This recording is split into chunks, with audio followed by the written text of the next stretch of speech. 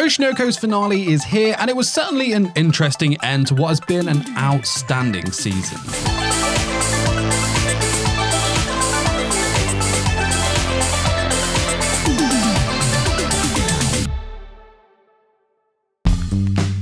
We already got confirmation that Season 2 was in production before the episode was released, and there was never any doubt of a second season coming out, was there? Given that, I was extremely excited to see how this episode would play out and how they would wrap up what has been a very, very, very breathtaking anime. Well, it's Season 1 anyway. Would they end on one of those classic Oshinoko cliffhangers, or would they simply wrap up the current storyline? So, the episode kicks straight off with B-Komachi's performance. We finally get to see if the hard work has paid off and if this is really a path that the girls can continue to work towards. I'm always really nervous when I watch these kind of things because I just get so invested in the characters, their motives, backstories and whatnot. I really just want them to succeed, but I've watched enough anime to know that that's not always the case, and Oshinoko does love to throw in the doom and gloom with how real it can be. Luckily for me, the girls put on an amazing first show together. As the camera bobs and swirls between the girls, the music kicks in, and the visual presentation is alive with this real fluid intensity. This sequence in the show didn't need to hit as hard as it did, but you know what? I'm all here for it. What did you guys think of B-Komachi's performance here? Hit that like button if you loved it, as that really helps me out. And if you want more videos such as this, hit the subscribe button and notification bell to be notified. 92.4% of you aren't subscribed, so join me for Season 2 when that comes out. Let's reach 2.5 million subscribers together. Arigato. Now, the concert does have a few more solemn moments, but this whole section here, for me, is Oshinoko at its best. As the girls perform, our focus frequently goes back to Kana as she looks around and feels like she has once again been forgotten as the girls dance and sing their way through their set. Glow sticks are waved in the crowd while the girls dance, with each colour representing a different band member. Now, in a flashback, we see the girls are choosing the colour they want to symbolise them. At Japanese idol shows, fans will hold up glow sticks of a certain colour to support a particular group member. In this instance, Kana is white, Ruby is red, and Memjo is yellow. It's here that Kana is forced to remember all the times in the past where she felt left behind as she scans the crowd and notices that there are far more sticks for her bandmates than for her. This may seem like an overreaction for something as trivial as glow stick colours, but this here is a way of showing us viewers that people who have the weight of such things such as a severe inferiority complex like Kana, they can just be triggered so easily by these things. Just the smallest little details can set off their self-doubts and worries. The audience are absolutely loving Ruby and Memcho's performance, but they can all feel that there is something off about the group's central idol, that she isn't really feeling this show. However, we get one of the best moments ever that completely changes the game when we feel that all hope may be lost for Kana. Aqua is seen in the crowd holding Kana's white stick. We then see that he's actually holding 3 glow sticks for each of the girls in support of them, and then in a throwback to like the Aqua of episode 1, he knocks it out of the park as he does the proper dancing thing. It was awesome. It was really cool. This, however, gets Kana right out of her slump. She does notice that he is, of course, holding all 3 colours, and there's a cool moment where she declares that while she is an idol, she'll make him wave nothing but white.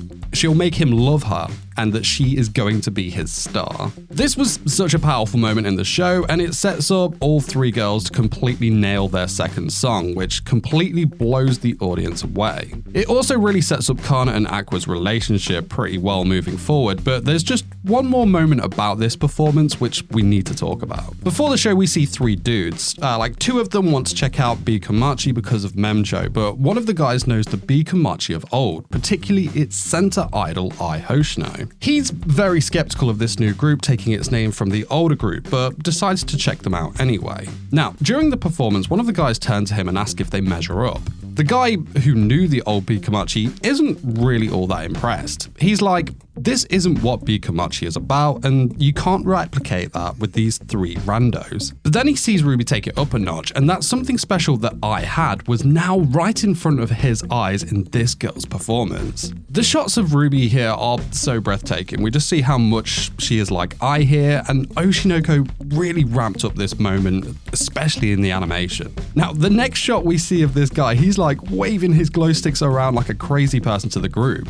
It's safe to say that he's been convinced balanced here, right? This was such a really cool performance here, and I can't wait to see what's in store for B-Komachi moving forward. Now, the girls are on their way home after B-Komachi's performance, with Aqua with them too. There is still a lot of tension between Kana and Aqua due to the whole Akane situation. However, she learns here that Aqua's relationship with Akane is just a work thing and that there's no romantic ties to it. Or is there? I guess we'll find out more about that in season 2. So upon hearing this, Kana instantly perks up and feels better. She pretty much picks up exactly with Aqua where they left off, and she begins teasing him about how she thought it was impossible that Akane would like him in the first place if it wasn't for the show. Memcho is of course watching the pair here, and that's when she realizes that Kana likes Aqua.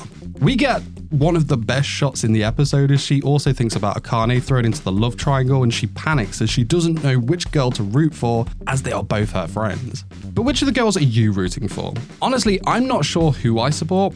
I really like Akane a lot, and considering everything that she went through, she certainly deserves to be with Aqua. However, I also really relate to Kana, and she also has been through a great deal of emotional agony. The knowledge that one of them must lose is a hard one, especially as the one who ends up with him may potentially be the loser, as they're really only going to be used as tools for Aqua's revenge. Perhaps they both lose here. However, if we're looking at this as a pure romantic thing with the revenge aspect thrown out of the window, I'm 60% Akane and 40% Kana if I was Aqua personally. And I'm 70% Kana and 30% Akane for who I think is a better fit for his character, but let's wait and see how season 2 plays out. Now, there's a really cool scene with Aqua and Kana where the two seem to be back to their normal ways, but the standout thing for me in this part was Ruby and Memcho's conversation while watching Kana tease Aqua. Ruby's basically saying that she's really happy to see the old Aqua again. She only sees this side of him when he's around Kana. She says this is how he used to be, but stuff happened and his personality got twisted. Now, because we know what that stuff that happened was, it just gives this whole mood to this scene. It's much darker, more moodier, if that makes sense. It seems like this darker foreshadowing of what's to come. And I don't know, it just really stood out for me. So, speaking of Akane and all of this, we go straight to her after this. She's preparing for her next role in a play, and when she is handed the script, her eyes light up as she hints at the fact that she will be working with Aqua again soon. The next day, we are with Akane and Aqua as they are on a work date to take some photos for Instagram as a sign to their fans that they're still together. It's great to see Akane again, man. Like, I really like her character. It was good to see her back. So the two discuss the Tokyo Blade stage show. Akane is playing the lead role, and Aqua tells her that he has accepted the part of her love interest. This, of course, all fits in with his revenge thing, as her theatre company is something of interest to Aqua. It holds some key secrets about Ai's past and whatnot. However, when talking about Aqua's character in the stage play, we learn that there's another character that the fans of the Tokyo Blade anime and manga ship his character with besides Akane's, and that's the sidekick. Who should end up playing the role? Yes, of course, none other than Kana Arima. The love triangle is complete not only in real life, but in the stage play too. Kana announces this herself to the pair after interrupting their workday, and the two girls are very fiery with one another. This was a particularly scary scene. We know Kana has this darker side to her, but Akane, she has a bite to her that we certainly haven't seen before. Akane and Kana argue and insult one another. It's made very clear to us that the two are fierce rivals rather than two fellow performers. Now, we find out from Akane that in their early acting days, Kana was notorious for snatching up all the roles that Akane wanted. Akane once felt inferior to the child prodigy, but now feels a little superior to Kana. And it was funny, like despite Aqua's best efforts to convince Akane to be peaceful, it's very obvious that neither party wants peace during this time, both declaring war has begun, neither will lose. It's actually set up perfectly as the child actress who was once a genius versus the actress who is now considered a genius right now.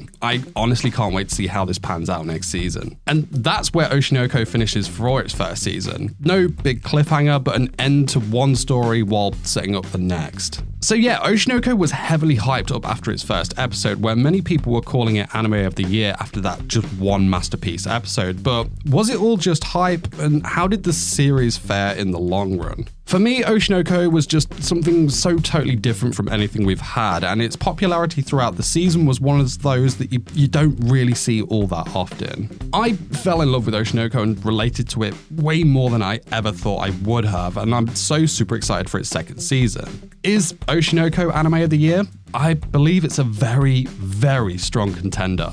That's for sure. Now, while you wait for the next video to drop, why don't check out this video where I talk about Oshi no Ko, but from the perspective of someone that lives that life as an entertainer in the industry and how real this series is. But guys, that's it from me. I'll see you soon for some more. Till then, you take care of yourselves. Peace, peace.